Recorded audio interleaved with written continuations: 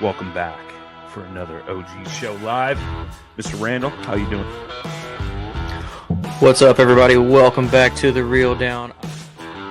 Welcome back to another episode of Bass Fishing for News. Hi, boys and girls. Welcome to once again the Bass Kayak Advance. Brother, this is the final cast. Another segment of Chasing the Tide, your saltwater connection on the paddle pin. Welcome back, everyone. Another episode of Feather and Fur. Your host, Brad. Welcome back to the Mindset Podcast. I'm your host, Crystal. Hey, welcome back to Off the Water.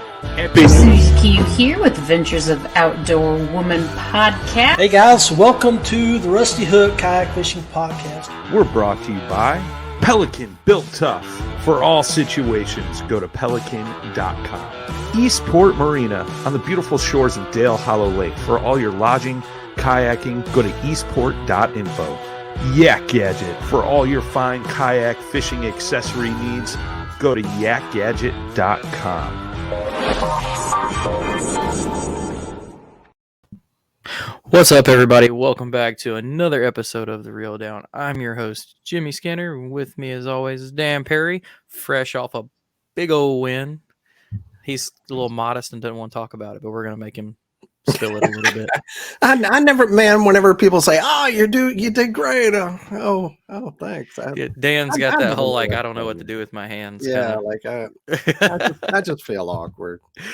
No, it's all good. But we're definitely going to get to it. First thing I wanted to say for this episode was thanks for all the feedback that everybody's been messaging me about the bonus episode I did with Drew, which I didn't really do too much of that. I just gave him a place that he could kind of tell his part of the story on. So, but thanks to everybody that listened to that one and hit me up afterwards. That's kind of cool. We don't always get a lot of feedback, even though we want it, even if it's terrible. I'll take any kind of feedback you'll give me. But yeah, enough about that. We're going into this week. We got a great and returning guest. Most of y'all could probably guess it, but as promised, we grabbed the big clean sweep winner from the KBF world, Rus Snyders, who just crushed everybody's dreams and took home everything. So how you doing, Russ? Doing good, Jimmy. How you guys doing? What's up, man? We're making it. Get on.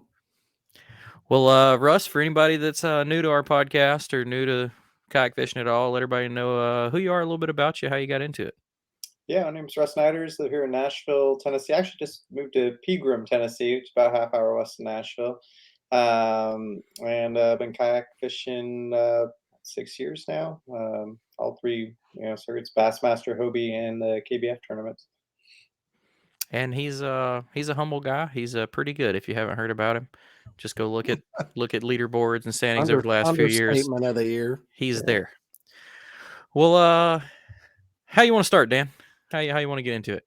Man, you want to talk about you first? You want to talk about Russ first? Do you want to? No, let's talk fishing rods. We'll talk about rods. I do have a bunch of questions about your rods, but I mean, we'll start with the national championship. Okay.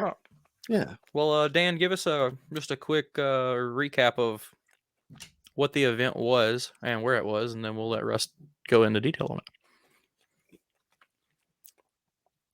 Say what? Me? Can I hear me? Yeah, you. Oh, me. National Championship, Kentucky Lake, and or feeder creeks connected to it. And Barkley. And Barkley. See, it had a ton of open water. It did, yeah. Which some folks were happy about, and some folks were not. We're going to talk about that too. Don't you worry. But yeah, so Russ, give us a little bit of a rundown of the Kentucky Lake area, and then kind of like what you were fishing. If it was just because there's so much open water, like we just said, just kind of not where you were, but just kind of what you were fishing. Sure. Yeah. So it was just this past weekend with the 19th, 20th, 21st of October. It was Lake Barkley, Kentucky Lake, and any of the waterways that feed in, creeks, rivers, all that stuff was in bounds for this one. And it's pretty close to where I live, about an hour to 2 hours, depending on where you go. And like I said, it is a lot of water. A lot of times they'll cut off the boundaries kind of halfway into Kentucky Lake, like right at the I-40 bridge, or at Lake Barkley. They'll cut it off right at Clarksville. So usually those upper ends of the lakes, where you can eventually and get up to the next tailwaters of, I guess, on Kentucky Lake it would be Lake Pickwick, a tailwater of Pickwick, and then Barkley would be tailwater at Cheatham Lake. So all that was in bounds, which also opened up a lot of tributaries. So with, as a lot of you probably heard, Kentucky Lake and Barkley been in a bit of a recession the last several years. A lot of Asian carp and stuff have moved in, and a lot of the grass has died off. And it's there's still some good fish, in both lakes, but it's definitely tougher than it's not the old Kentucky Lake days of 10 years ago where you can go just about anywhere and catch them. Lake was fishing; it's been fishing tough.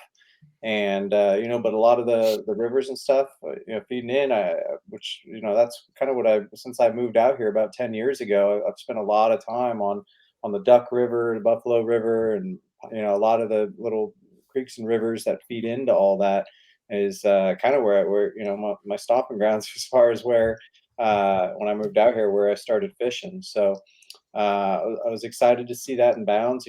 Anything that in KBF, the rules are a little different than Hobie and in Bassmaster. And in KBF, as long as you can float down from wherever you're putting in to the lake, then it's considered in bounds. So I did spend, this year I've been pretty busy with the moving to a new place and stuff. And typically I get a couple days to pre-fish, but this tournament I really, I knew that I had a good chance of doing well, and I blocked off about a week and a half of my schedule and just got all my work done before that, and just wanted to be 100% just focused on exploring some waters that I was already pretty familiar with, but I think this tournament really made me kind of push myself to explore some new areas, that I haven't been to yet. So that was an exciting thing to do. Cody, a good buddy of mine, he came out as well about a week and a half before, and me and him just we'd started doing some river floats and we were in the beginning we were kind of like, you'd hit one area and then I would hit an area, and I was kind of being a little quiet about it because I found a couple good spots, and then then we found ourselves like going back to the same, going to the same river he just hit. And then anyways, we kind of got to a point pretty early on where we realized, all right, if we're both going to be fishing this stuff, we just need to be kind of straight up open and honest with each other. Just because if you get too much pressure on those areas, it can really make the fishing a lot tougher come tournament time. So we kind of mapped everything out. And we're like, all right, these are the areas that we think are going to be most productive. And we just started hitting all the skinnier water stuff, and found some, several good areas. And come as it got closer to tournament, there was quite a bit of, well, the secret wasn't a secret. The secret was out, and I'd say it was probably 25% of the field or so, at least, was fishing similar areas off the Duck River and stuff like that. There was quite a few other people doing it as well. So, a quick question for most people that'd be listening to this, they've seen it. Everybody noticed and has heard a little bit of the story about Cody Shiner. After you saying that y'all were trying to keep something secret, at the beginning, you just hit him, didn't you? Y'all got into it and you punched him in the eye, didn't you? You just smacked Cody. I told you, I found a good area, and he said he was going to fish it. I just wasn't having that. Him in his place, and so I threw his ass off a cliff. No, we were trying to get under we're trying to get to this one area to access a river there, and you had to kind of duck underneath this bridge, and there was a pretty narrow area to walk, maybe 3 feet or so, and from that it dropped off about 15 feet straight down, and then there was just a bunch of rocks and stuff, kind of dropping down at a 45 after that initial 15-foot fall. And he was wearing his flip-flops, and he slipped and went straight down and just tumbled. It was really scary. I'm glad he's all right. He got banged up pretty good. He bruised up and cut up his arm, his hip, his side, his head. But luckily, didn't get any concussions, and seems to be doing a lot better now. So it didn't take a couple days, and he's right back at it. It's always something with Cody. Hey, that's That's committed. Anybody thinks getting to your fishing spot's hard? Have you fell off a cliff to get to your spot? He found a quick access straight to the water. It wasn't, it was a little bit of a grueling week. We were camping the whole time, 10 days or so. Just had a little campsite, and it was getting cold at night down to, I think it was pretty nice actually that whole week leading up to it. The leaves were beautiful, and it was just really, really pleasant fall out here. But during the tournament was the one big cold front that we had, and it dropped down to, mid to upper 20s for a few of those nights. Y'all hammock camping? We did hammock camp once. We did a 25-mile float on a river. A lot of these areas, like we needed to make sure if we put in somewhere that we could float, all the way down. The thing that happened with Drew happened literally as we were out there pre-fishing. As soon as that happened, we're like, we really got to follow the rules. cover ourselves. We're fishing some of these areas way upriver. We got to make sure that it flows, all the way to the lake. Because if there was somewhere where, there was, some rocks or a shoal that was too shallow that we couldn't float over, then everything upstream of that would have been off limits. But in this tournament, you can drag around any kind of temporary obstruction, such as laydowns or logs or stuff like that, as long as you don't get onto private property. So there were a few times we had to do that, but otherwise, yeah, we did one 25-mile float and camped out in our hammocks, and it was a good time. That's awesome. Sweet, man. Living the life. Yeah. So a little back up on the tournament. So it was the KBFNC is a multi-tier event. I don't know if that's the best way to put it, but basically there's multiple events going on at once. You have the Trail Series Championship, the overall national championship, and the Challenge Series Championship, as well as they award Rookie of the Year, Angler of the Year. I think there's a Challenge Series Angler of the Year. So there's a lot going on. Team Cup too. The Team Cup. I forgot about that one. On Dakota Lithium, Stormy put on the team for Dakota Lithium. It was me, Cody, Eric Siddiqui, and Garrett Wade, and we ended up taking that as well. And so there's 3 tournaments in one. Some people are fishing all 3. Some people just fishing 1. Some people 2. I said the national championship was pretty much open to anybody who wanted to fish it, as long as they fish a KBF event. The Challenge Series is where they have the monthly tournaments for each state. It's your 5 biggest fish over the course of a month, and each state has it. So if you do, well enough in one of those monthly challenges, you can qualify for that. And then the Trail Series is just the national level tournaments that they put on all over the country. So, it was a lot. There was a ton of people, 249 anglers, according to Fishing Chaos. Could not think of what this is called. So you were entered in, I guess it would technically be 4 events. I get with the Team Cup, yeah. Yeah. 4 events. So off the top of your head, and if you don't know, it's fine. What's like that, all the buy-in for all that? Do you know what your total entry fee was? I think it was 6. I got, and there's also bonus bucks and stuff like that too, which is just like a side pot type of thing. I want to say $615, but I don't know if that includes the Team Cup at all. Yeah, that's not terrible. I thought it was going to be close to $1,000. So still a lot of money and a lot of money in a week and a half of your time. I mean, that's a massive investment. You're getting in all of it. Yeah, it's well, change for sure. As we'll get to here in a minute, it pays off sometimes. So, but so I don't even know how to really approach this other than you just. So it's a 3-day tournament. The first 2 days is pretty normal for a 2-day fishing tournament, and the top 100 advance to the day 3, and then is it the Trail Series and the Challenge Series are 2-day only? Yeah, after 2 days, those end. That's over with, and then moving on to the 3rd day for the national championship, they just take the top 100 out of the 250 that were entered. Yeah. So I guess tell us about the first 2 days of fishing and how that went, and just like kind of what you experienced and just however you want to break it down. Sure. First day I was fishing. It was a tributary off the Duck River, and Cody and I pre-fished it. We did about a 15-mile float, and the water there was really clear, and we could, in most areas we could see a lot of the fish, and we didn't even spend that much time pre-fishing, actually casting or anything. I would just, because it was a 15-mile float in one day, so there's not really much time to do it anyways. So I just go along and just mark, everywhere where I saw the good fish. And first day of the tournament, I went up there and threw a big swim bait, a mega bass mag draft.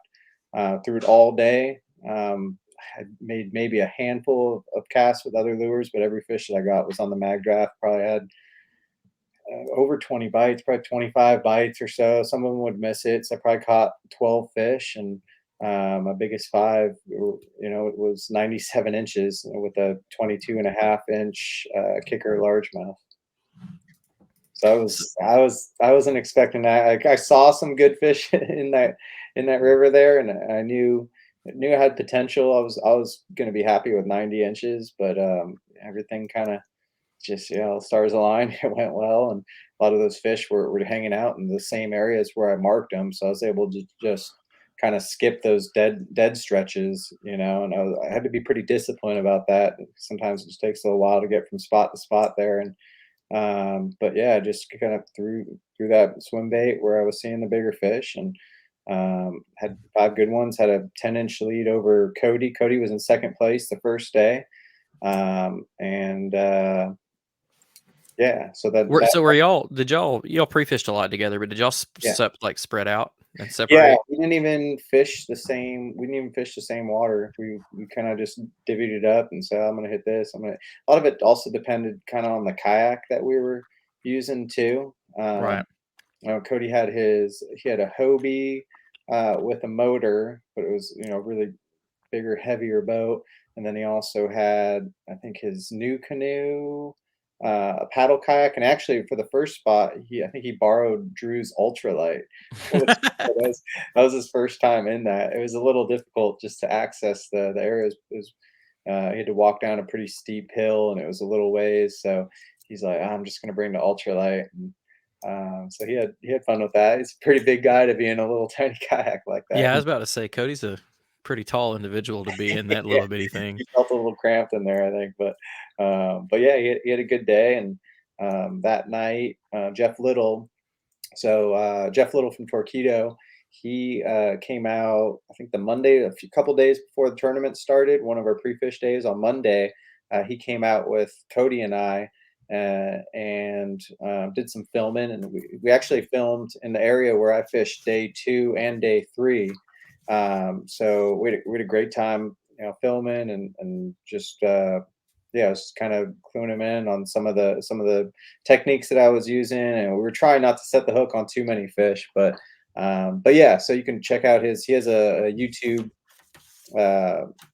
he's got a YouTube video up. His YouTube channel is called the Little Stuff, so you can see the video from Cody and I pre-fishing with him a couple days before the tournament, and then on day 2 of the tournament, Jeff came back out with me and filmed me as well. Like I said, in the same area where I pre-fished when he shot the video as well.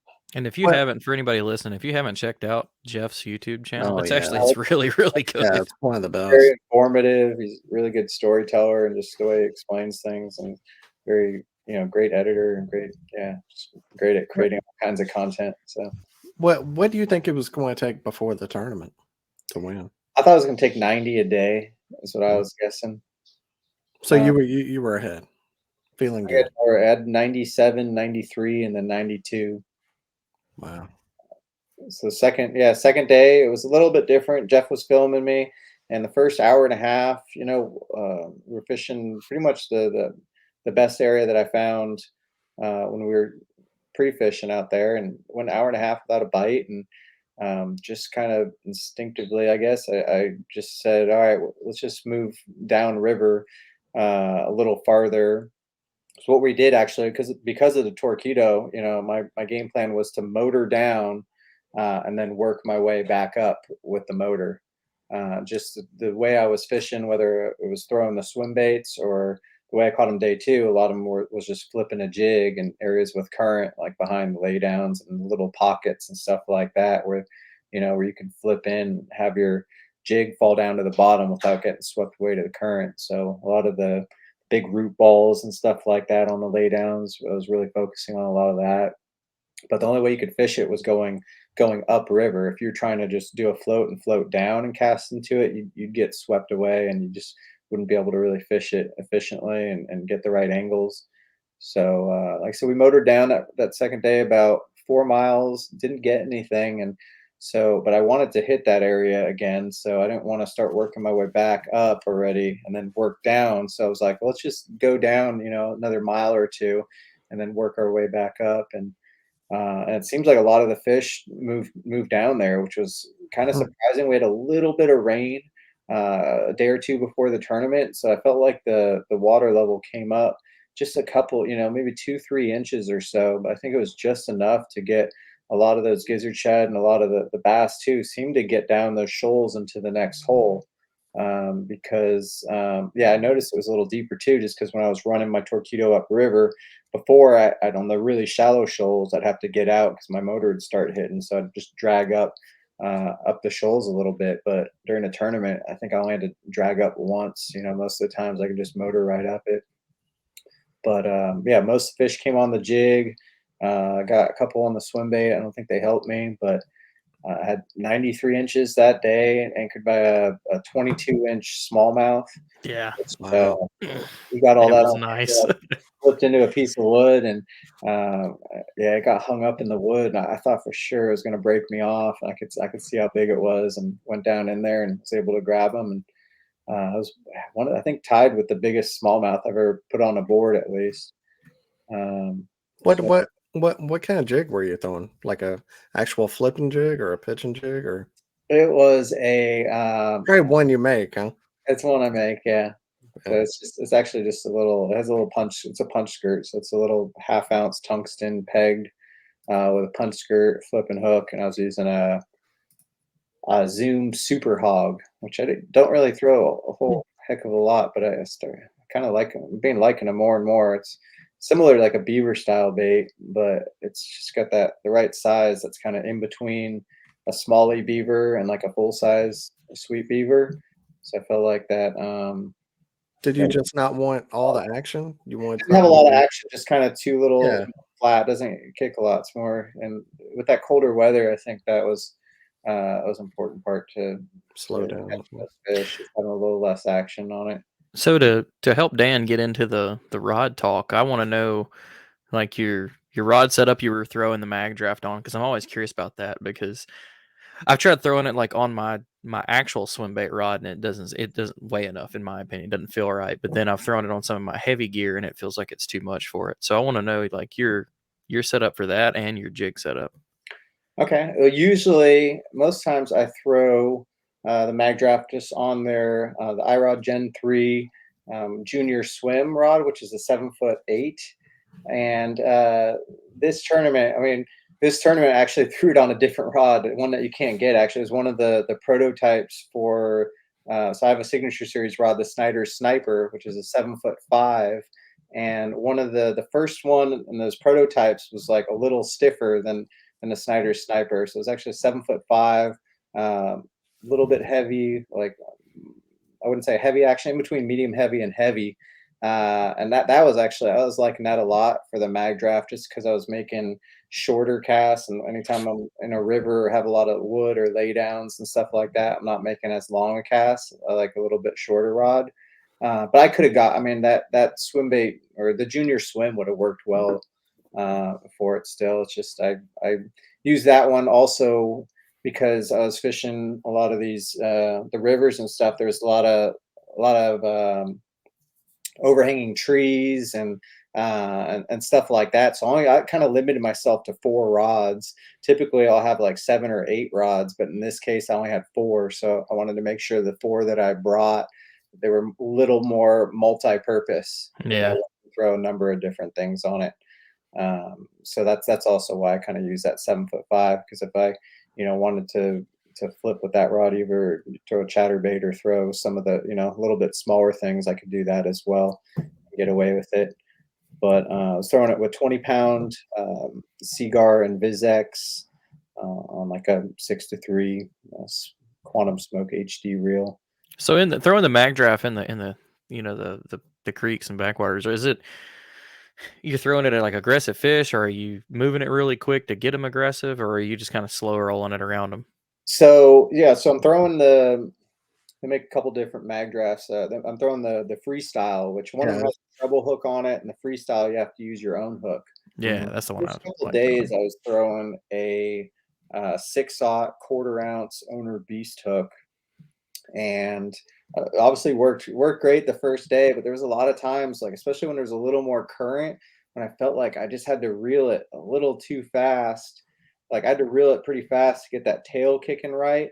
And because of that, and it was only the 1/4 ounce, it would kind of come up in the water column a little too high. It wasn't until the third day, actually. I guess after the second day, I kind of thought about it. I'm like, I'm going to try just a little bit heavier, hook. So I went to a 8/3/8 ounce owner beast hook, and I think that was definitely a little better way to go. I can fish it a little bit deeper, and the current, when I was reeling it, was coming through the water column and at the right level. It wasn't riding too high. So on that third day, I caught the majority of my fish on that mag draft again, fishing the same area that I fished the second day. And I did catch a few flipping, but for some reason that mag draft, I also switched colors. I was throwing a whiteback shad, which I feel like was working good in the mornings.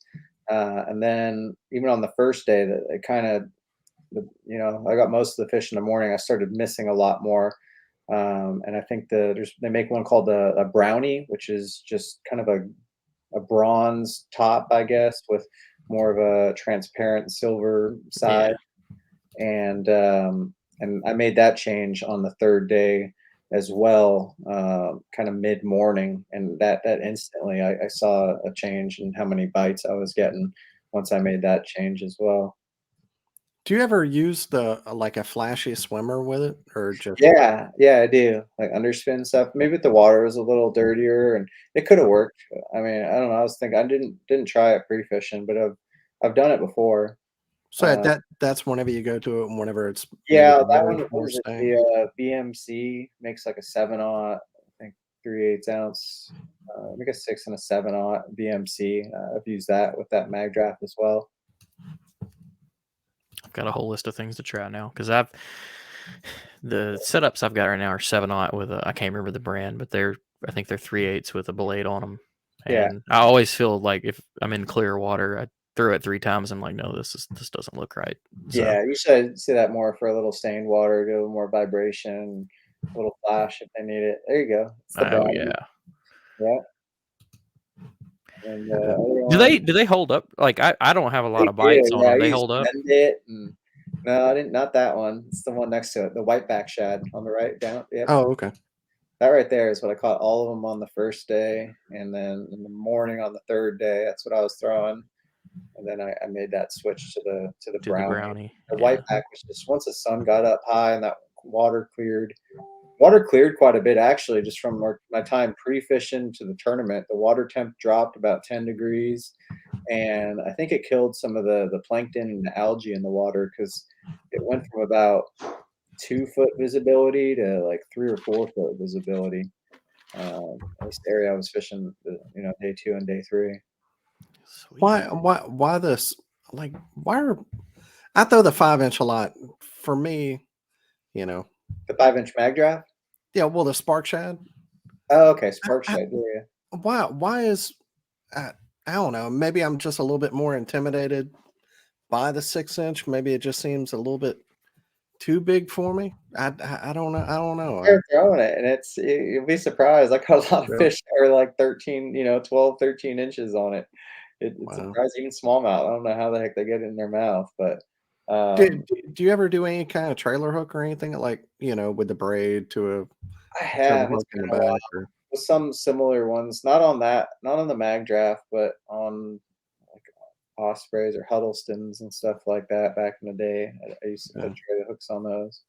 Why the mag draft? Why is it? I guess I've thrown a few different ones. Why is that one so good? The gizzard shad. It all comes down to I think that one does the best job of mimicking the gizzard shad, and we spent a lot of time fishing a lot of creeks and rivers over those 2 weeks, and 90% of the time when we caught big fish, we'd see gizzard shad around, and it was almost every time we saw gizzard shad, like we'd get a couple good ones. That's So, awesome.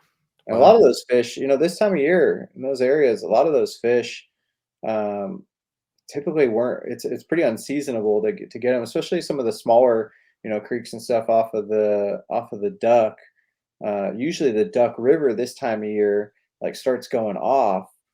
And it's because those fish, that are living in the Duck, they'll come early spring or mid spring. They'll work them, they'll work their way up these smaller feeder, creeks and stuff to spawn, and they'll spend most of summer there. But starting towards late summer, August, September, they eventually start working their way, back into the Duck, and they'll winter there. I mean, Duck River in the winter is like really, really, really good. But in the summertime, you can't hardly catch anything. So this year was it was interesting because it was in 10 years I've lived here.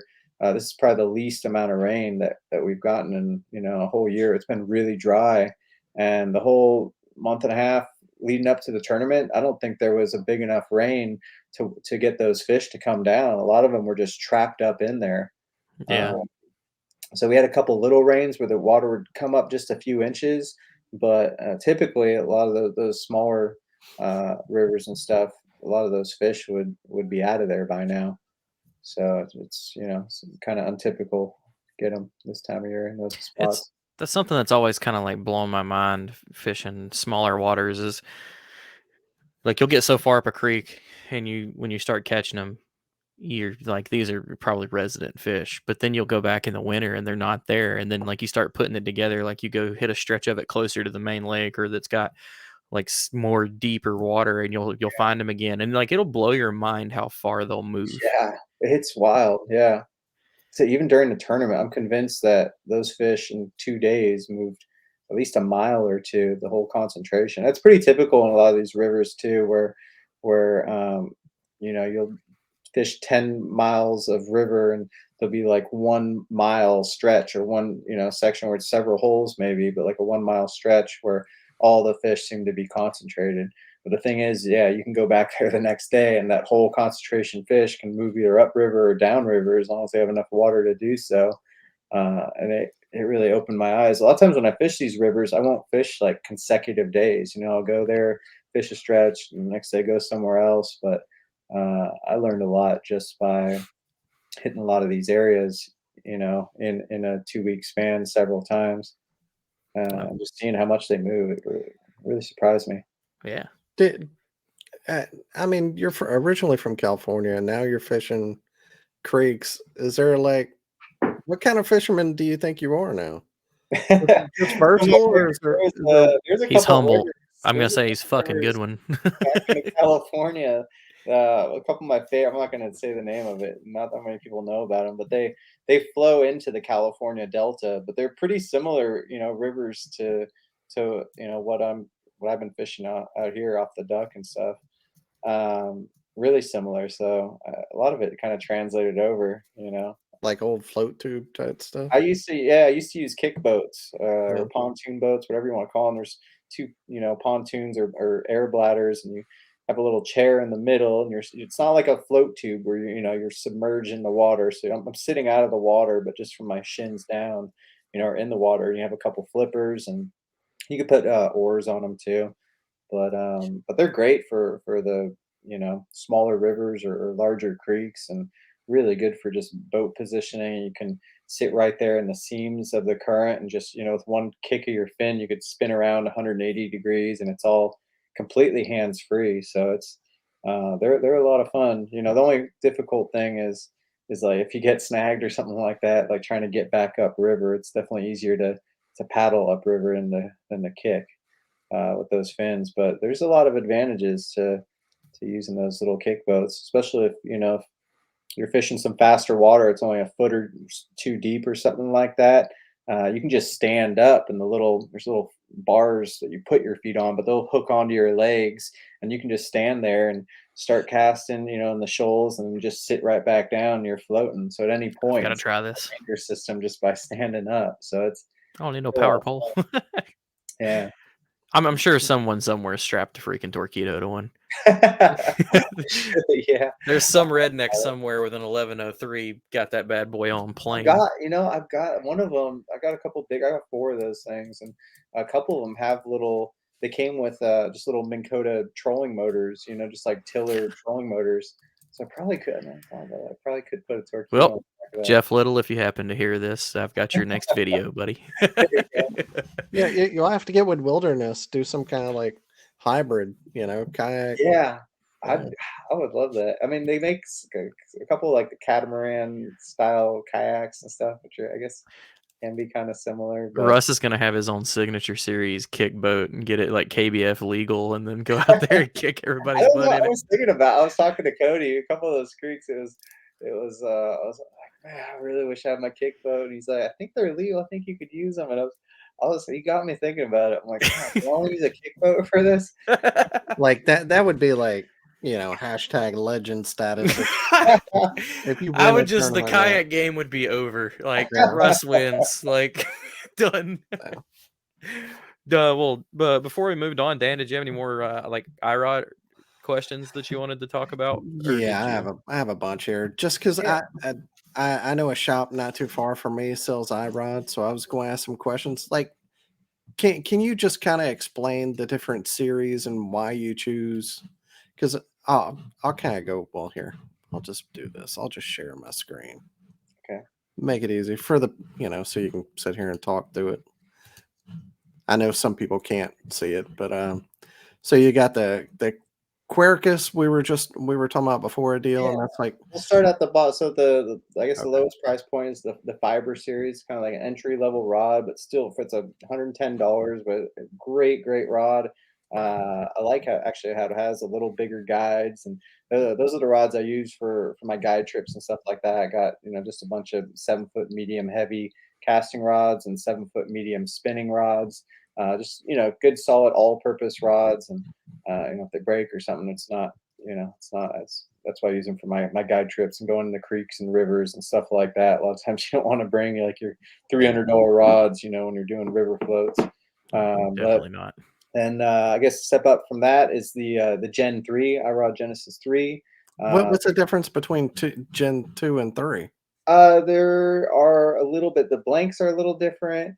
They have better guides on the Gen 3, and they use a different material for the blanks, and the guides, I think, are the 2 biggest things. And they got the little hook keeper right above the reel seat. It's a better hook keeper. So other than that, not so much difference. The lengths and the actions are all the same. They got the same reel seat. It's $150. They have a lot of rods in that. My signature series rod, the Snyder Sniper, is in that series. It's a 7'5", medium heavy, and yeah, Jeez, there is a lot of them. there's a lot. Good Lord. The one thing about Irod is that There it is. Hey, there it is. Yeah, they have more. I mean, Paul Bailey and Look, Matt it's so Smith- good. It's sold out, man. Is it really? Yeah. Russ just got excited, like hell yeah.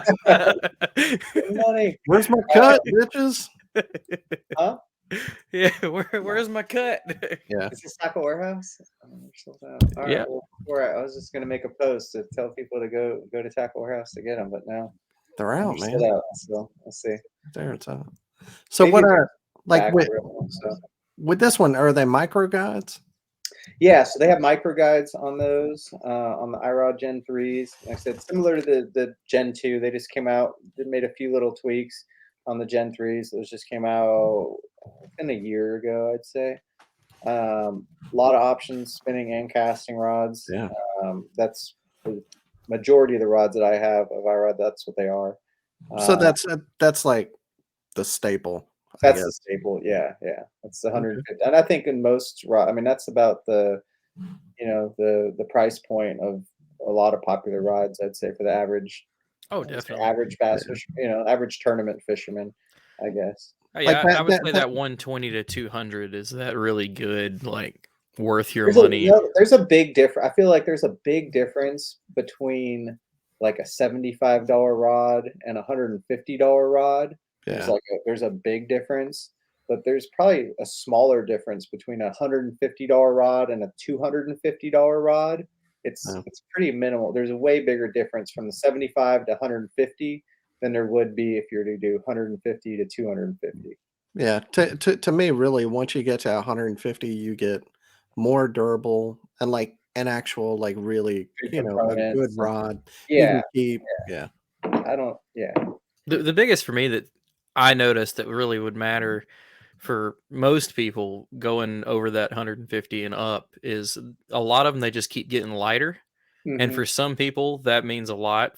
I like a little bit of weight in my hands. I use Dobbins, What are you and saying here, Jimmy?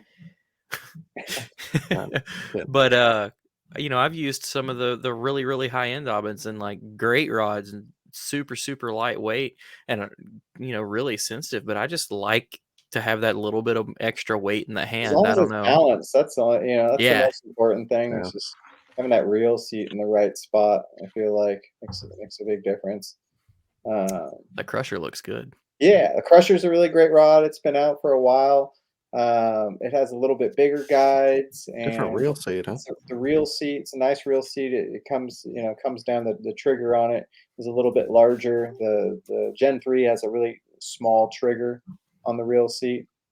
But those Crusher series are great. I got a few of those. Ron Champion's rod, the what's it called? Croaker Crusher. That's Ron Champion's signature series rod. That's a great one. It's pretty versatile too, not just for throwing frogs. So the Crushers are great. And then another rod that just came out is the Quercus, which is the only Irod series that has cork handles. And I only got one of them. I got the 7'3", but I really, really like all the components and just the design, the reel seat, it's probably my favorite. I'd say that's my favorite out of all of them. Mostly just because of the little bit bigger guides, which I like. I'm not a huge fan of micro guides. Me neither. But just casting like braid to fluoroleaders through them can kind of be a pain. There's a junior heavy junior swim. Get you if you're looking for a. I didn't realize they made it in that Quercus. Yeah, there you go. Oh, and these are a really good price point too. They are, yeah, and they're really good quality, really, really good guides. I mean, they're great rods. Oh, dang it! 200 to me is usually like the deal because it's like that. Those are I have some less expensive ones for rods that you don't need, that super high end like a top water, but the rods that you don't need to spend all the money. But for me, 200, like spinning rods. I mean, if there's one rod to spend a lot of money on, it would be like a finesse, like spinning rod. Anything you're gonna like work in plastics, or you need something really light and really sensitive. That's where it doesn't hurt spending some extra money on it, I would say. What's your go-to Irod in the spinning? Like what's series? The Air series. So the Air series is their high end. Their high end rod. It's $250, and I got a couple of the the Air series. Was it the 771? Yeah. What are the three? 7.2. Yeah, that 7.2 medium is a really good one, and I have the 610 as well. I don't have the 7'3" medium light though. I have that in the Gen 3. So. Rus doesn't need. Yeah, you don't need Neds. I don't throw a lot. I don't throw a lot of spinning rod. I throw Senkos a lot. I'm throwing a spinning rod. It's probably a Senko. Yeah.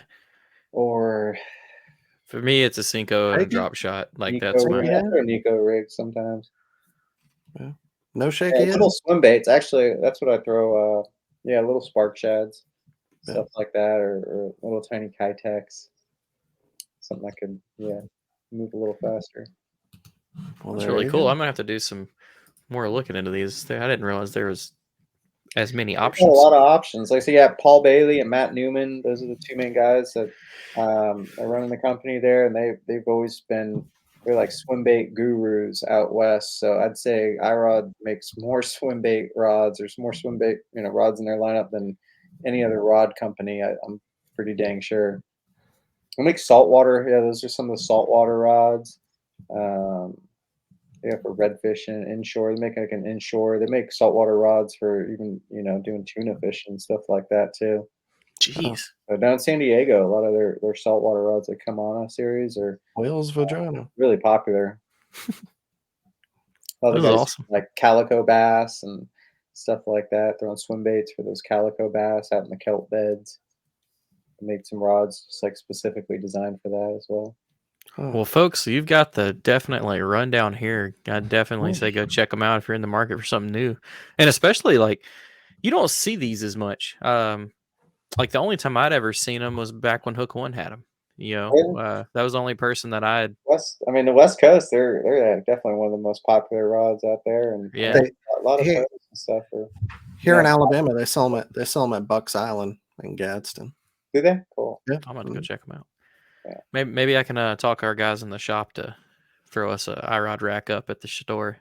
That'd be Music City. Yeah. Really, that'd be awesome. Yeah, I'm working on them on that. We're Are gonna you? carry some local company baits and that'd be great. not a full tackle store, but Yeah, it's been I got obviously, but I took my new Wilderness Systems recon and took it into the Music City Outdoors and just signed on with them a couple weeks ago, right before a national championship.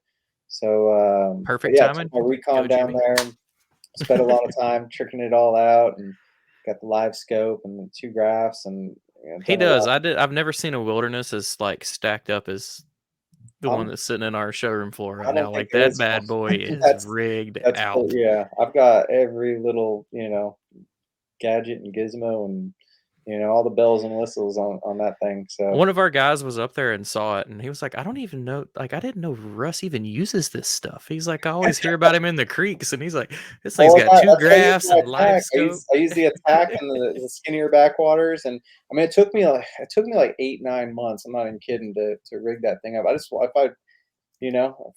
wanted to have a boat that I can use the live scope and use offshore and fishing deeper water, but I told myself I was going to do it. Like I'm going to do it right. I'm going to have it, everything just like really dialed in. I don't want to half-ass anything. And it was a long process of just like every little step of the way to do some modifications and some fabricating. And, I needed to get that torpedo throttle like mounted right next to my hip. So I always use my elbow to kind of push that throttle forward and reverse. And there wasn't a gear track there. So I had to figure out how to put a gear track there and had to figure out how to lift. It's funny you mentioned the elbow thing. So Jeff came up and rigged up foot steering on my boat this week, and he came out there and grabbed me. I was like, "Look, let's talk about throttle placement." And then he's like, "Look, I know Russ does this thing with his elbow." He's like, "I don't understand that, and I don't know how he does it, but I'm going to say you should not try that." And I was like, "No, I'm not that coordinated. I'd have me in reverse so fast It's going the wrong easy. way." No, I'm telling you, jump in my kayak and check it out. That's the way to go. Which live scope did you go with? I went Garmin. to Garmin, it's the 9-inch Garmin. I didn't get the new fan. I bought it on sale right before the new fancy transducer or whatever came out. Yeah, that's how us poor Also, people get live scope. Yeah, We just get excited for the new version to come out so we can afford the end of the year sales at Cabela's. right. I'm waiting on it to hit right now. I used it a few times. We went up to it was a Hobie tournament, the Wolf and the Fox River. After that tournament, a group of us went up and fished some of these lakes up in northern Wisconsin.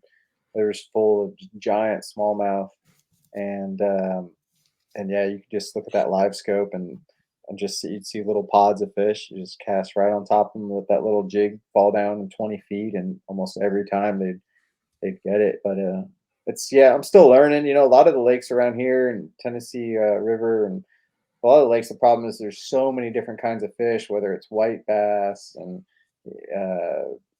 gar and drum, and it's hard to know exactly what you're looking at a lot of times. Where some other clear lakes, like those lakes up in Wisconsin, it's like if you saw a fish, 90% of the time it was a bass. So I'd probably be the guy out there fishing like schools of catfish or something stupid just because I didn't know no better.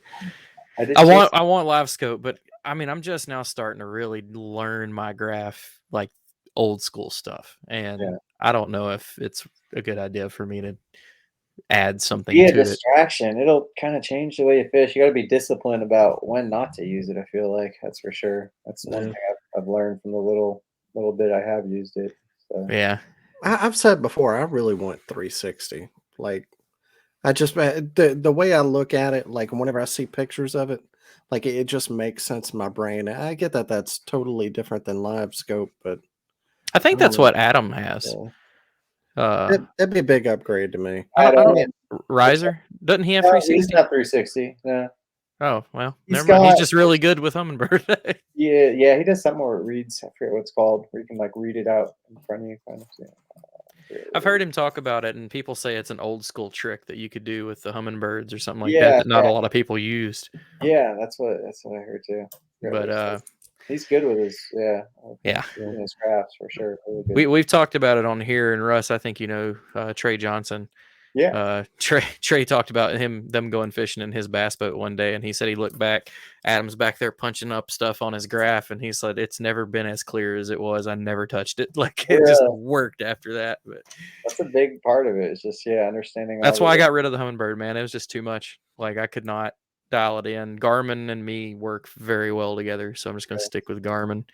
I'll bet Adam's looking forward to that Dale Hollow event. Oh yeah, we just talked about it. Yeah, that somebody asked me today if I was going to jump in on it, and I was like, "Is Adam fishing it?" They were like, "Yeah." I was like, "Nope, I'm not donating." That is a little honey hole, man. That place and wintertime, he's tough to beat. Yeah, he is. Well, so you had a 2 killer first days. You took home the Trail Series and the Challenge Series championship with a total of 190 inches over the 2 days, with some really, really good fish, including that 22-inch smallmouth. So off the top of your head, do you know like what that netted you money wise? I mean, there was holdbacks that they had done throughout the year to really like boost the pots up, and I think it's somewhere a little over 50,000. So that's Jesus, by far my biggest payday. Yeah, and that's for the whole 3 days, right? That's for everything. Yeah, everything. Team Cup. I think I got either first or second and third big fish. They paid out 3 big fish. So I don't know. I know I got 2 of Jesus. So all right, taking the rest of the year off, guys. I know a lot of that, because this is what you do for a living, so you have to, watch your money and all that. But is there like one big splurge you really want to? I just moved into this house here in Pegram last December. And I don't have a garage. I've had a garage any place I've ever lived. I've always had a garage, and all I have is a couple like moving boxes. I guess like boxes off of like a moving truck type of thing, and they kind of leak a little bit. So I got all my stuff just piled in there, and usually I'm just really organized and just a little OCD when it comes to all that. But this year has been a bit of a challenge because I just don't have a workspace. Everything's just still boxed up and in those little storage containers. So I'm gonna, I guess once it gets warm enough, I was hoping to, I'd love to do it now, but I think I got to wait, until springtime to pour a slab and get like a little workshop built. So that's the goal. I have a place to, put all my fishing stuff, my kayaks, and all my gear, work on my truck, and 6 million different trophies, man. a bunch of big checks. I like it. Well, so just no surprise, you did win the day 3-2 with the overall, and it was, I mean, you stayed out in front pretty much. I mean, Eric Jackson had a really good tournament too. Cody was in 3rd overall, Robert Weicker, Drew Gregory. I mean, all really good names, but you just were really dialed in on that. So one thing I wanted to touch on about it was, and you had mentioned it, because of the stuff we've had that happened with Drew, and all the fuss that's drawn up. What is your take on? It's two questions. Like, what's your take on the pre-fishing periods? Do you, obviously for this one, you pre-fished as much as you could because it's within the rule set? I would do the same thing. Most people would. Do you think that it should change to there's off limit times to like narrow it up, or do you like having your bodies of water with them having a set, you only have 5, 3, 4, 5 days, whatever, to pre-fish, and there's an off limits period of a month, and I could see how a lot of people would have certain locals, like in this case, I'm being honest, like this was a tournament. Some tournaments it doesn't matter. You can be out there 2 weeks and literally a ton of pre-fishing could hurt you more than it could help you. Right. Just condition change, or And yeah, just because things change. In this case, because of the type of waters I was fishing, I knew those fish weren't gonna go anywhere. I mean, conditions could change, but I knew it was a matter of just like how much, the more time I could put into exploring a lot of these areas, the more it was gonna put the odds in my favor, and also the more spots I was gonna be able to between me and Cody, we had a number of different areas to fish, and I think that was some of these areas. That area I fished the first day, Drew Gregory hit it the second day, and he only got 80 inches out of it. And take that, Drew.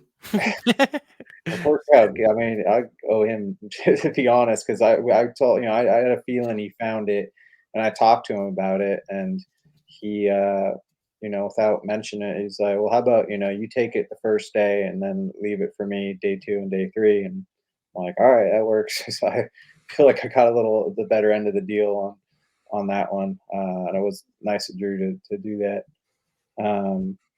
But like I said, yeah, just some of these areas are a lot more susceptible to pressure, and at the same time, having that amount of time to pre-fish and find these areas, it was an advantage. I'm not gonna lie about it. Like that was why I did well in that tournament. That's why I set that much time up before, because I knew that it would make a difference. Yeah, it would benefit. And again, there's no rules that you were breaking, and it's Yeah, and it like was all competition's I all was about any excited advantage. about it just because it's. I mean, that's if I had if I had a choice to do any kind of fishing anywhere, it would be going to those creeks and rivers that I fish, and trying to catch big smallmouth. I mean, that's my absolute favorite thing to do. So the fact that I can, one, pre-fish these areas and explore more areas, that I still hadn't explored yet, that were, going to be spots that I'm going to be able to go back to now, and and hit on my free time too. So I was just excited about doing some exploring. Because you just said that, that being what you want to do, what is your thoughts on the demand for the rule changes that you're seeing with some people? And like, Wasn't it some with like communication on and well, off the water? there's Was a big the one? communication on and off the water, and then everybody wanting to pull the boundaries in, change the rules, Launches. I mean, launches. I could see. I feel with the way the rules are now, the hardest, the people I have at the toughest are the tournament directors, and just trying to manage all that. I feel for AJ and Chad, and because it's got to be just a pain in the ass to have all these, just have so many questions as far as like launch areas, whether it's is this legal to launch, is this or just with boundaries and stuff like that, just creates a lot of headaches. So you either got to, so I can see why they're going to like the set not boundaries, but the set launch points or whatever. I can understand why they're doing that, because I was a tournament director. It would definitely make things a little easier to navigate. Just go as far as you want, as long as you launch from there. Yeah, and then it's just a debate whether in the Hobie and the Bassmaster series, you can't get out of your kayak, so you can't, it kind of restricts you from fishing some of those rivers and creeks and stuff like that. So it's pretty much. What's your thought on that though? Does it, like, for me, and I said it on the episode I did with Drew, for me it just takes like kayaking out of kayak fishing. I was talking to Chad. He's still trying to figure out he wants to make everyone happy. I know, and there's a lot of people that love getting in those skinny waters. I mean, that's the essence of what kayak fishing is all about, is to get into these areas that boats can't get into. But at the same time, like, you gotta kind of figure out, you either gotta have a strict boundary like Hobie does it, or you just gotta say like no boundaries, as long as it's Right. you can get as far up a creek as you want, get out of your kayak and wade and do carry over shoals, or just if it connects somehow. I don't know, that's a way too, which would just make it easier, where there is no boundaries as long as it's connected.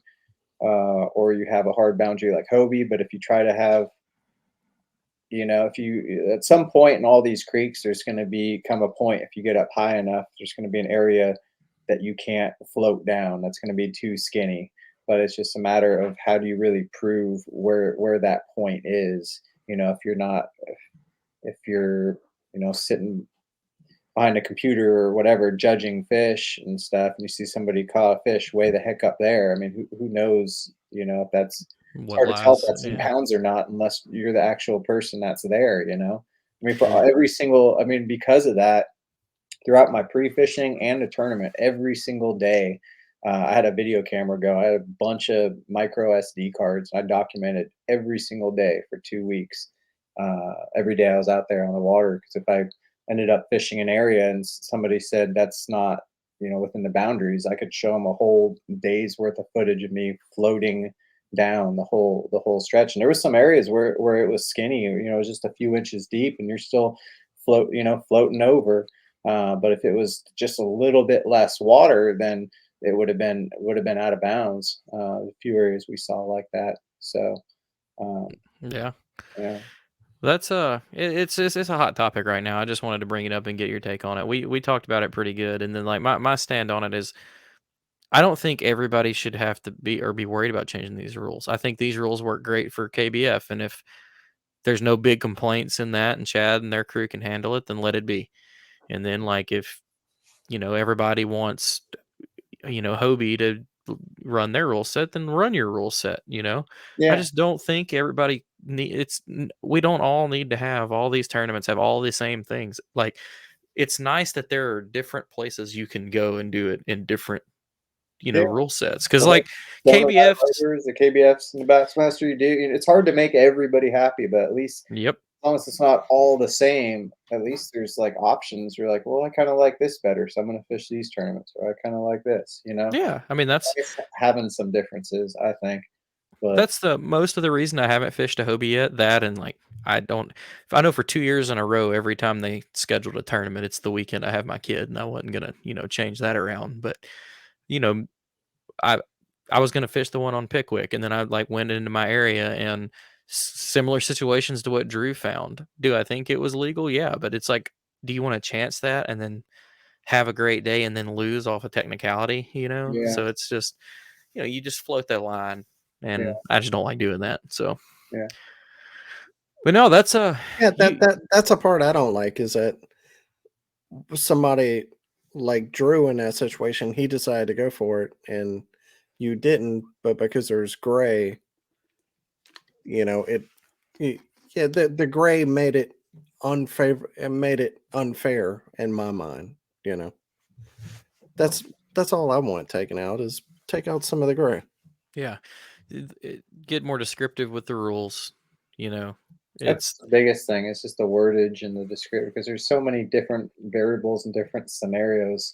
Sometimes there's not like I think Chad had to, even before the tournament, he had to kind of explain, and because there's so many people fishing the creeks and rivers and stuff, he had to try to clear things up and give some explanation of what's allowed and what's not allowed. And he did. I would be fine with a rule that would go with what you did. Like, if you plan on fishing an area that may be questionable, film the whole thing.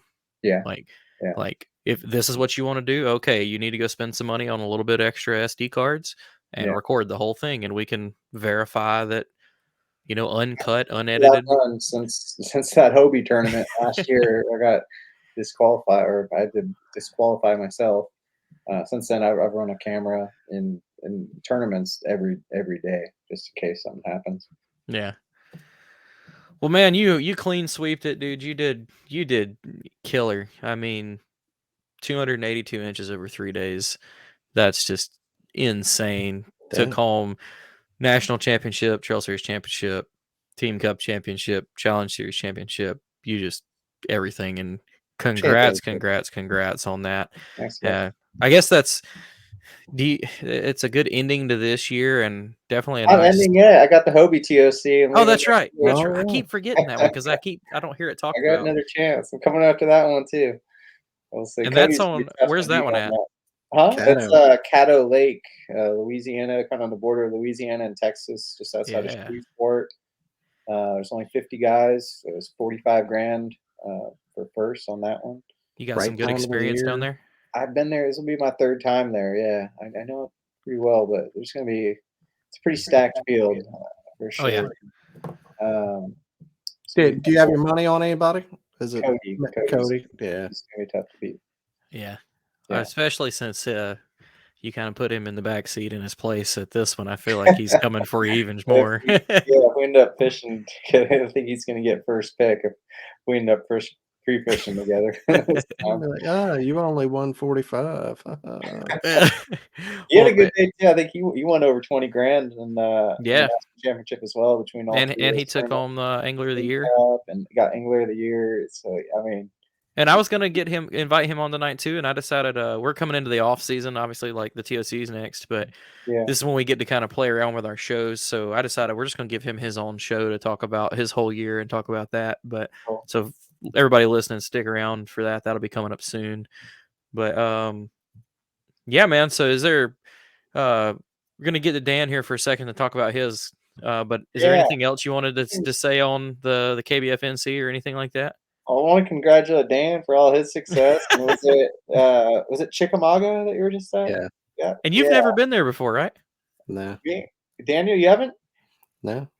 Dang. Is it your new favorite lake, or how do you feel? Well, I love TVA. It just worked out in my favor. Like Jordan's on the team and he knows it so well. He was like giving everybody different areas to go. I was like, I don't know. I like this area. This looks good to me. And I went there and I just landed on them. And yeah. How are you catching your fish? Well, during practice, it was a little bit of everything, but just kind of junk fishing is pretty difficult out there. And so just frog. I mean, everything from wacky rig to a frog. I mean, it's everything in between. Kind of the main thing I found was whenever the sun came up, they were sitting in. The water was down so low that the shallow pockets where you wanted to go back and fish in the grass, which late October, Chickamauga area, that's what I was thinking initially going would be grass, frog, blah blah blah. And the pockets were the water had dropped so much that the pockets there just wasn't enough water in there.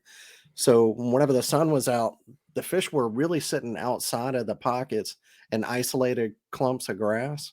And then we get in there whenever the sun came up. So I was catching them on a small, because a bait fish are so small, Yozuri Rattling Vibe, a 3/8 ounce small lipless.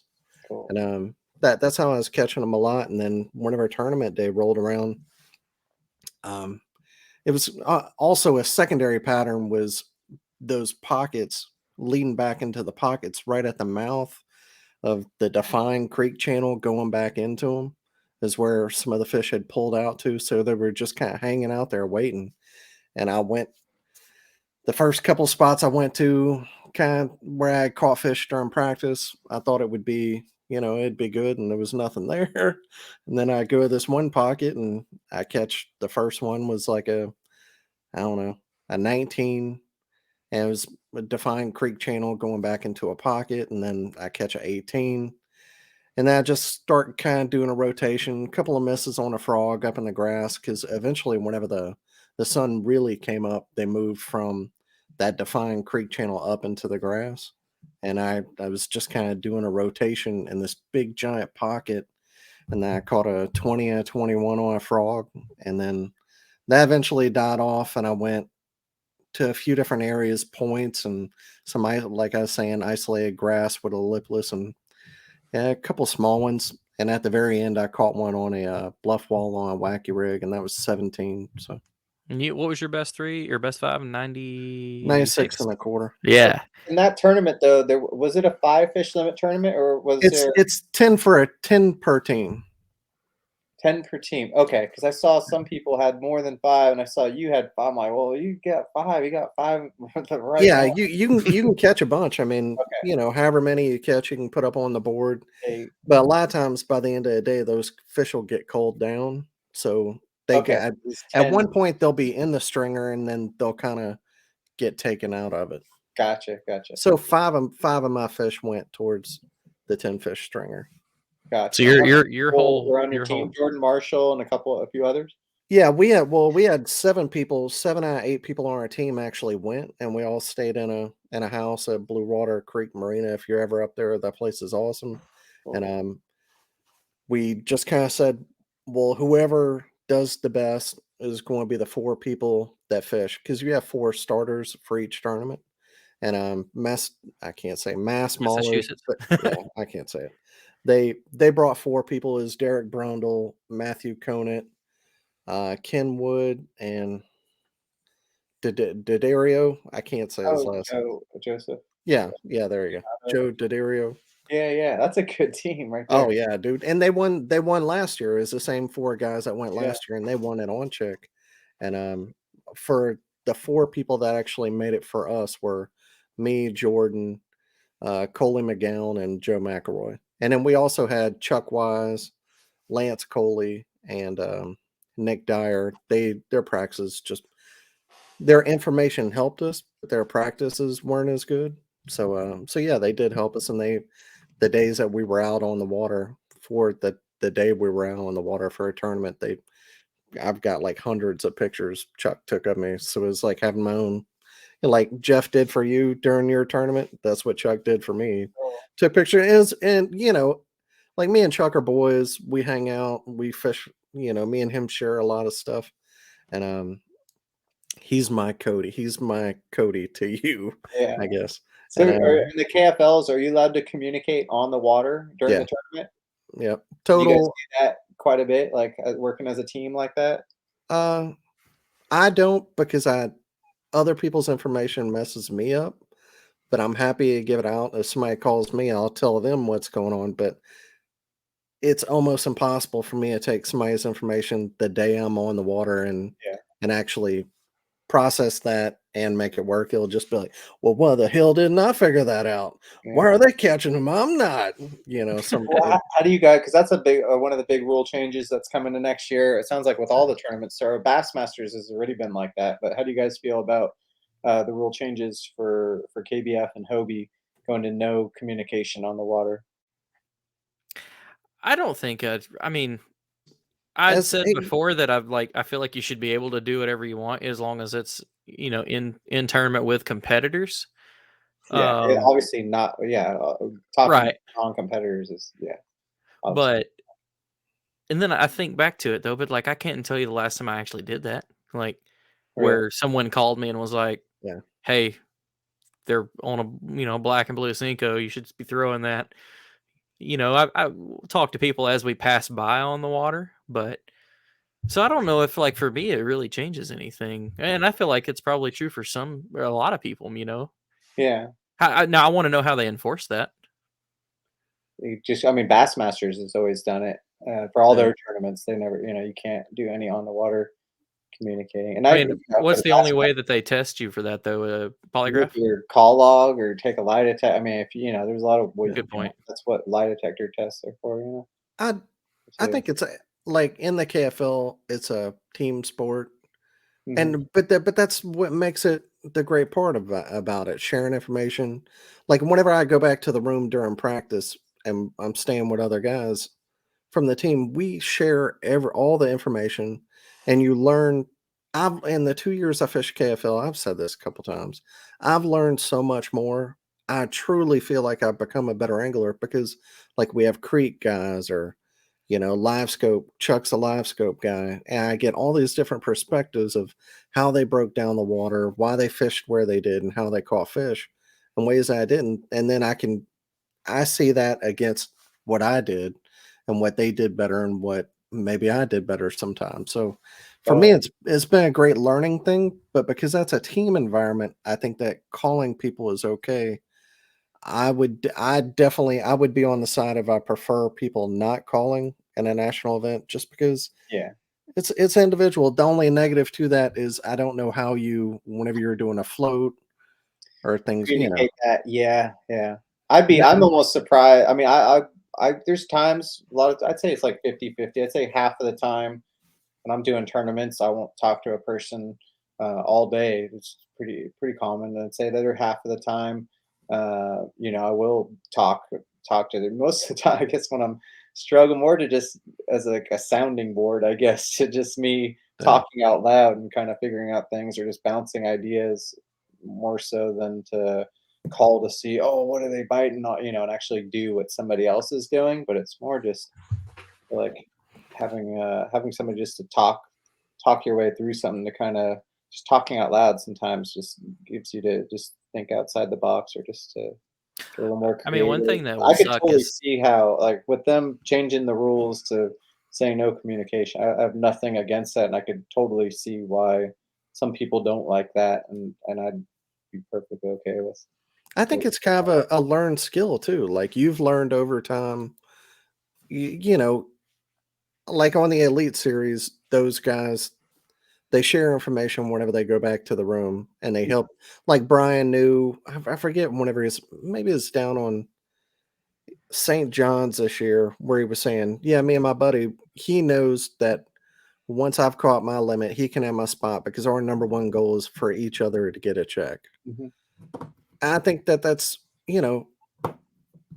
that's good, but they do it without communicating whenever they're on the water. Okay. So I think that there's still ways to kind of do it. I mean, it's obviously tougher in a kayak to get to one spot to another, but I think like it sounds like it would be a big change because you can't call each other, but you can communicate so much before and during practice days and all that you Yeah, I think I know there's been a little criticism just with some of the folks saying, like, the Dakota Lithium House, Dakota Lithium will for some of I've heard that the anglers, yeah, who are sponsored by them, they'll pay for our housing and our lodging, and there's been some criticism, I guess, because a lot of those anglers that say they were some of the top anglers, and it was like, oh, everybody's helping, they're all working together as a team. And there's like some truth to that, I guess, but at the same time, like, a lot of times sharing that information, like, there's a lot of times being in a house with that many other good anglers has hurt me just as many times as it's helped me. I'm telling you, that's the feeling I got being in Texas with you guys. Like Really? hearing you talk about it, and Bip and Josh and everybody, I was like, oh my God, what part of information do? And it just like, you're just like, Sometimes too much. Yeah, it can hurt you or help you for sure. Sometimes it's hurt me, sometimes it's helped me, but the one thing I'm for the people that give criticism to that, I do think it's, I don't know if it's right, because whether it's the Dakota House or any other place that I've stayed with any group of anglers, there's 3, 4, 5 people all splitting on an Airbnb. It's the same exact conversations, the same exact thing that's going on. That's it's almost impossible to be in a room with 3, 4, 5 other tournament anglers, and just everybody's just talking about not talking about fishing. Their free fishing or fishing. Like, it's inevitable. Like, that's gonna happen. I don't know. Like most of the time, I don't want to hear it. I mean, to be honest, a lot of time, there's times where I tell people, I'm like, don't tell me. I don't want to know where you're fishing. I'll tell people in that house, like, do not tell me where you're fishing, because sometimes you get 6, 7 people in the house, and this person's like, oh, I'm fishing here, and then next thing you know, like, there's nowhere to fish because everybody claimed their spot. There's times we gotta, and those are things we gotta all kind of, whenever you're staying in a house with a group, you gotta kind of navigate those circumstances. Oh yeah, no, I definitely, I don't mind the whole no calling thing, and I think that we will see a lot of that change. But at the same time, like, I can share, me and Russ could tell me exactly what he's doing, exactly where he's doing it, and exactly what bait he's using it, and I'm still not going to catch those damn fish. I'm just going to throw that out there. Like, you got to go catch them yourself. Yeah. Maybe some of it's fueled by a little bit of jealousy, because maybe, like, you don't have that big team of top anglers to, bounce information off of, but go make better friends or something. Yeah, shit. I don't know. Plenty of people are talking shit about Dakota House because they want to be in the Dakota House. I mean, I want somebody to pay for my stay too. Like, but no, it's whatever. It'll be really fun to see what happens in this off season, coming into schedule releases and big rule changes. The biggest thing is the tournament director. They're doing their best to try to make make everyone happy, and even though that's probably impossible to make Yeah. everybody happy, you know, Those but poor people. yeah, AJ and Chad, you know, and they're doing their best to try to just listen to what everybody's saying and make it fun, you know. And there's big stuff coming for bass too. Yeah, I've heard. I don't know. Yeah, I don't know what's been announced, or I know some stuff. But, Everybody knows it's okay. Steve. Steve-O's running. Okay. No, I've it's heard not it, an I've heard it announcement, from but like if I had to literally put a my dozen money, people. if I had to put my it's- money on it right now, that's what I would be saying. Yeah. No, Steve-O's going to be running things Yeah. next year. I don't know if that was out there yet, but I'm really excited about Steve-O's awesome guy. He's one of the best friends, and he's he does a great job running tournaments, and I'm really looking forward to jumping in some of those Bassmaster events next year too. That's my goal. I mean, I have limited vacation time. I don't live that Rust life, but I'm planning on fishing all the bass ones next year. I think I'm gonna go the Scott Butcher route, open up a like media business. I'm just gonna follow some of y'all around and get y'all some killer footage because I'm way better with cameras than fishing here lately. So, but yeah. So congrats on all your success in that one, and good luck to you coming up in the TOC down on Caddo. And Dan, since you're so modest, Dan's team took home the championship, took home a big payday from that one, like 30 grand that they splitting up between everybody. And you got MVP of that event, dude. That's sick. So, you know, he won't say nothing other than nod his little head over there. So, but good job, dude. Yeah, Thank you. Well, Russ, is there, like always, anybody you want to thank that helps make it fishing all my easier for you? sponsors, Irod! Irod, Yaktek, Torpedo, Yaktek, Torpedo, Dakota Lithium, Music City Outdoors, Wilderness. Catch Outdoors, Wilderness Systems. I think that's all of them. Heck yeah. Well, I want to anything thank else? you guys too for having me on. I always, Oh yeah, man. I really enjoy talking to you guys. It's always a Yeah, fun yeah. conversation. We Anytime. always take something away from it and learn something.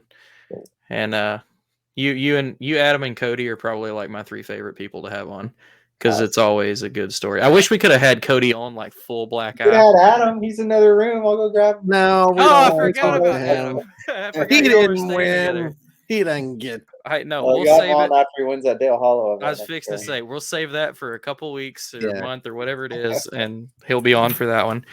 But You got to earn it, Adam. is there anything else, Dano? No, man. Appreciate it. All right, well, Russ, we appreciate it. We're Up with gonna hope, down with dope. what? Nothing. Up with hope and down with dope. Is that what you said? Dope's cool too, though. So All right, well, Russ, we appreciate it. We'll let you get out of here, man. Thanks so All much. right, guys. Take it easy. See you All right. soon. See Bye. ya. All right, another great episode. I can't imagine what it's like to win 50 G's fishing. I want to know what it's like. Me too. I just keep trying to tell myself that one day, like, all of my bad luck is going to equal one giant just freaking win, whether it's like the Powerball or fishing. Honestly, I feel like I have more chance of hitting the Powerball than a big fishing tournament win. Dude, I got some scratchers coming home from Chickamauga in Georgia. You know, I hit like the little tip of Georgia. Apparently, there was a $2 million numbers hit at Floribama at the club or the bar right there. Somebody bought from the Floribama buy station and won $2 million. Like, yeah, they're probably like, on a scratcher or like a. no, it was so it's not. I don't know all the details of how the Powerball and the Mega Millions work, but there's like multiple ways you can win. And as the pot gets bigger, those smaller wins get bigger as well. So it was a smaller win, but it was still $2 million. So after the government gets their half, you get like $30. One day, But Jimmy. one day. We'll be one of these people. Well, we got real quick. I got 5 tournaments to go over here, so Ooh. we'll get to it. First up, the Queen City Kayak Bass Fishing event on the Carolina Clash Lake. Oh, it was the Carolina Clash Lake Norman, Mountain Island Lake, and Lake Wiley. 89 anglers with their infamous 4-fish limit. Jeremy Heath with 75 1/4 for the win there. Adam Fillmore 70 3/4 for second, and Tyler Smith with 69 1/2 for third. Next up's the Mid Atlantic Kayak Bass Fishing stop on Delaware, their final event. Yeah, that's all it says. On Delaware. Any body of water, public access on Delaware. Okay. 25 anglers, 5-fish limit. First place, Gordy Killen with 83 3/4. Second place, Mike Russell, 82 1/2. And there's a typo because apparently Gordy got first. Oh, no. There's a Gordy killing and a Gordon killing. So Gordy was first and Gordon was third. So congrats on that. Delaware Paddle Sports Kayak Bass Fishing Series. Oh, it was the same. There were 2 events going on. Same winners for both. Sorry, I should have read into that one a little further.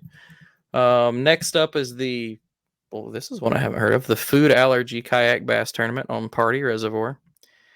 All proceeds are donated to the Sean N. Parker Center for Food and Asthma Research at Stanford. 51 anglers, 5 fish limit. First place, Pua Yang with 76.5. Second place, Joseph Tax with 75.25. And third place, York Sell with 74.25. And last up is the Urban Angler Club of Los Angeles on Puddingstone Lake. 36 anglers, 5 fish limit. First place, Jonathan DeMonet with 86.25, the only angler to catch a limit. Second place, Joey Aquino with 77.75. And third place, Michael Leonis with 47.25.